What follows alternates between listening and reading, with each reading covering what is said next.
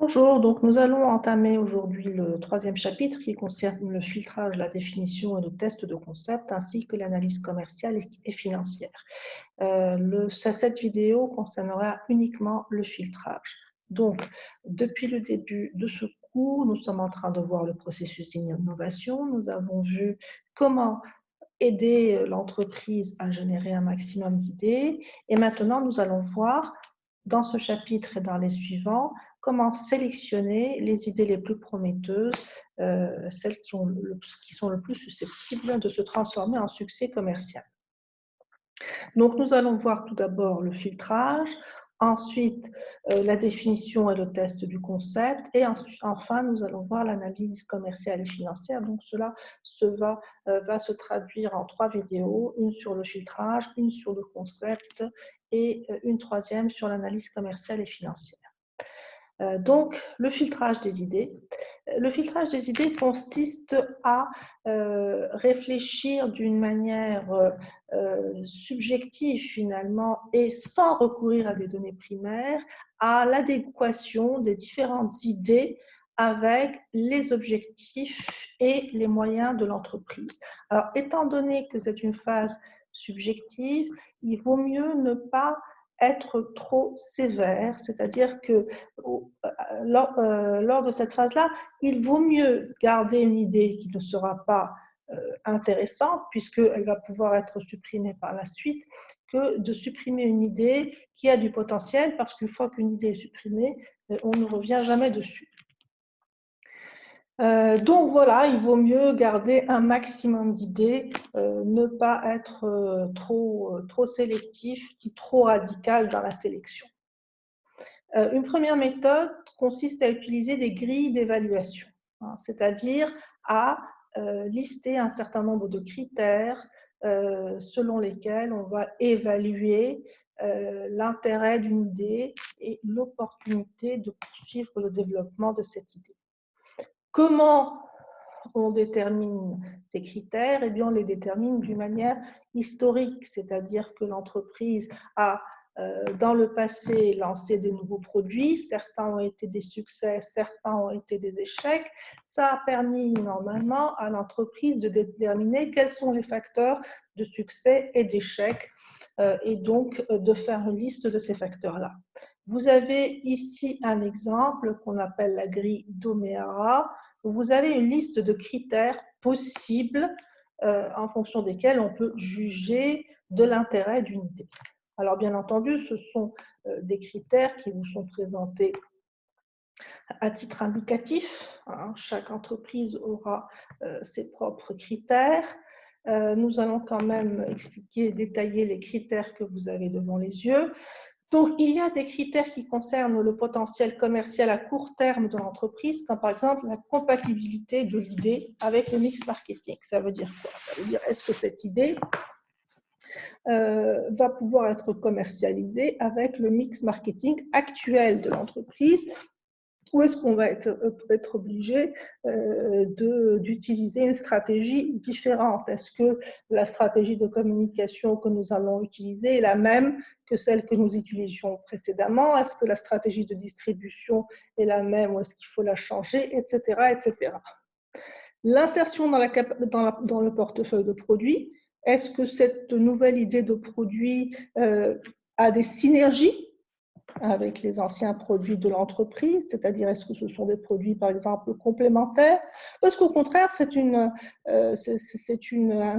nouveau produit qui, s'il va s'insérer dans le portefeuille actuel de l'entreprise, va venir cannibaliser les autres produits et leur prendre leur part de marché.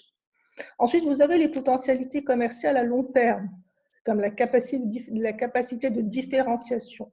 Est-ce qu'avec ce nouveau produit, je suis capable de me distinguer dans l'esprit du consommateur suffisamment de la concurrence pour les inciter à acheter mon produit? Est-ce que mon produit sera vraiment perçu comme différent ou est-ce que le consommateur va trouver que ce produit, finalement, il n'ajoute pas grand-chose par rapport à ce qui existe déjà sur le marché? Est-ce que c'est un marché en croissance? Est-ce que je m'insère dans une catégorie de produits qui est en phase d'introduction, de croissance, de maturité ou de déclin. Il vaut mieux lancer une nouvelle idée dans une catégorie de produits qui est en phase de croissance que dans une catégorie de produits qui est déjà en phase de déclin. L'intensité concurrentielle, est-ce que sur ce marché, il y a beaucoup de concurrents? Est-ce que ces concurrents sont puissants?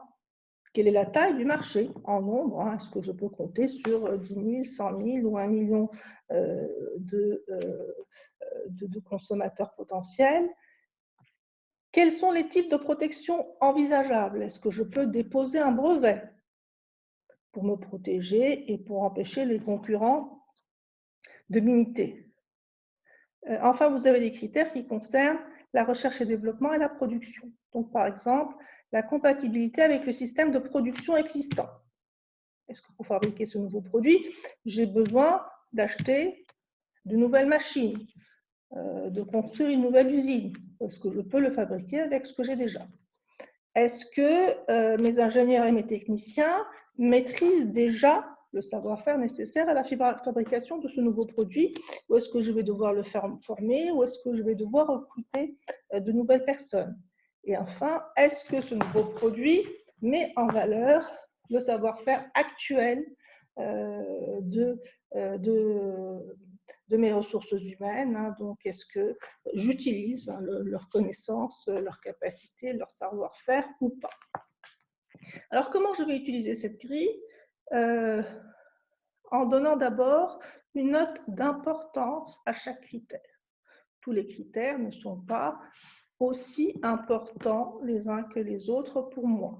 Donc, sur la colonne importance du critère, je vais commencer par donner une note, par exemple de 1 à 10, à l'importance du critère. Donc, si je juge que la compatibilité avec le mix marketing, c'est très important pour moi, je vais donner une note d'importance élevée.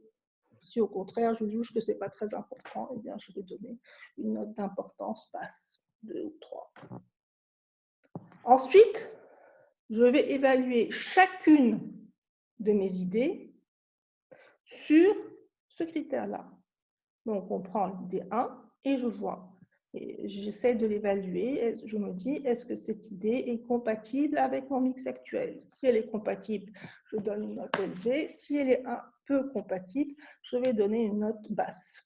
Et à partir de là, je vais calculer tout simplement une somme pondérée pour avoir un score pour chacune des idées proposées. À l'issue de cet exercice, eh bien, je vais soit sélectionner les X idées qui ont les meilleurs scores, soit je vais fixer un seuil et je ne vais prendre en considération que les idées qui sont supérieures à ce seuil. Autre méthode, c'est l'indice de Urban-et-Hauser. Donc, l'indice de Urban-et-Hauser se calcule de la manière suivante: I égale T fois C fois P sur D, avec I qui est une note globale que l'on va donner à chaque idée.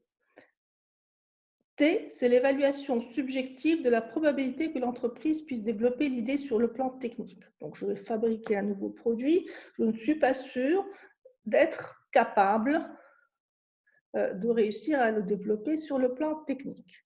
Donc, si c'est un produit, c'est une innovation incrémentale qui ne pose pas de soucis technologiques particuliers, eh bien, je pense que j'ai toutes les probabilités de réussir à la développer. Je vais donner une note élevée, un score T élevé. En revanche, si c'est un produit nouveau, quelque chose que je n'ai pas l'habitude de fabriquer, quelque chose qui fait appel à une technologie que je maîtrise mal, à ce moment-là, je vais donner un score T faible. C, c'est l'évaluation subjective de la probabilité conditionnelle de succès commercial. Donc, si j'arrive à développer le produit, est-ce que je suis sûre que ce produit va marcher? Est-ce qu'il va être acheté? Plus je suis sûre que ce produit sera un succès, plus je vais donner un score C élevé. P, c'est la rentabilité prévisionnelle en cas de succès. Si jamais ce produit, j'arrive à le fabriquer, si jamais les consommateurs l'achètent, eh bien, combien je vais pouvoir gagner d'argent avec ce produit. Et enfin, D, c'est le coût probable de développement. Combien je vais devoir investir et dépenser d'argent pour réussir à développer ce produit.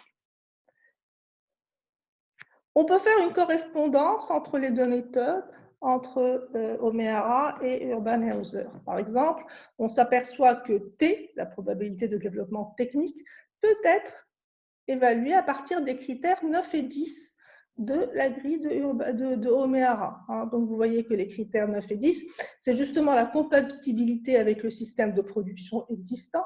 Donc, si c'est un produit que je peux fabriquer avec mes outils actuels, et ben, a priori, j'ai toutes les chances de réussir à le fabriquer. Et pareil, si je maîtrise le savoir-faire technologique nécessaire à la fabrication de ce produit, eh bien, cela signifie que j'ai toutes les probabilités de réussir à le fabriquer. C, on vous dit que c'est les critères 1, 2, 4, 5, 6 et 7 qui permettent de l'évaluer. Donc, si on revient à la grille d'O'Meara, donc on s'aperçoit que le critère A, c'est la compatibilité avec le mix marketing. Donc, si je maîtrise les outils de mix marketing concernant cette nouvelle idée, eh bien, il y a toutes les chances que ce soit un succès commercial.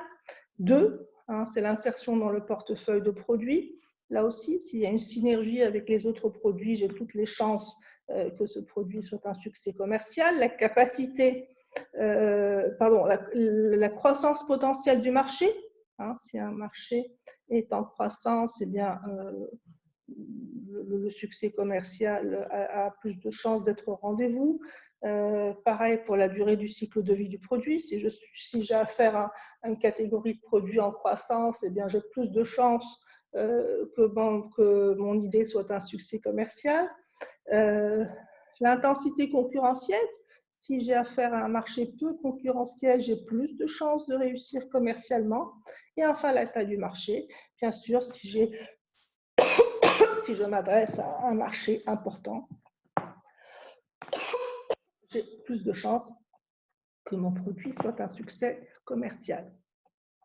On vous dit que P peut être évalué par les critères 3 et 8. Donc P, c'est la rentabilité prévisionnelle en cas de succès.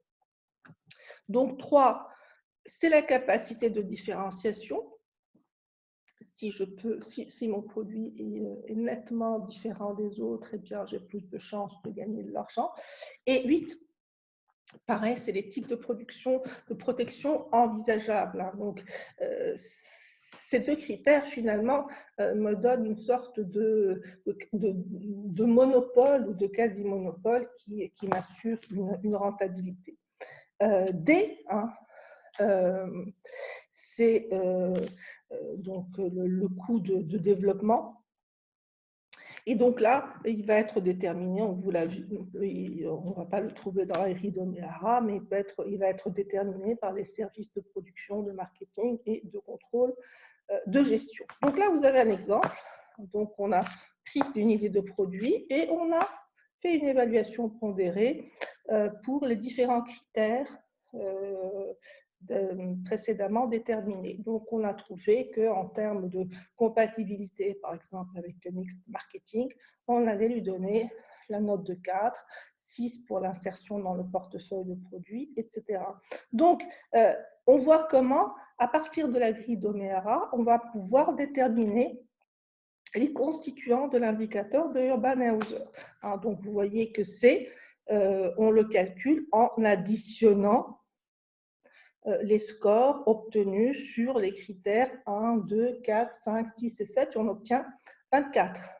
P, on l'obtient en additionnant les scores obtenus sur les critères 3 et 8, et on obtient 9. Et T, on l'obtient en additionnant les scores obtenus sur les critères 9 et 10, et on obtient 7. D'accord? Donc, ça nous permet effectivement de calculer T, C et P de l'indicateur de Urban et Hauser. Le coût de développement, je vous l'ai dit, c'est les ingénieurs de production qui doivent le déterminer, combien ça va me coûter. Et donc, effectivement, on va pouvoir trouver un indice d'attractivité I qui, en l'occurrence, est de 92% pour ce produit-là. Donc, pour chaque indicateur, on calcule le score maximal qui peut être atteint, et à partir de là, on essaie de voir quel est le pourcentage de ce score maximal que l'on a réussi à atteindre avec notre produit.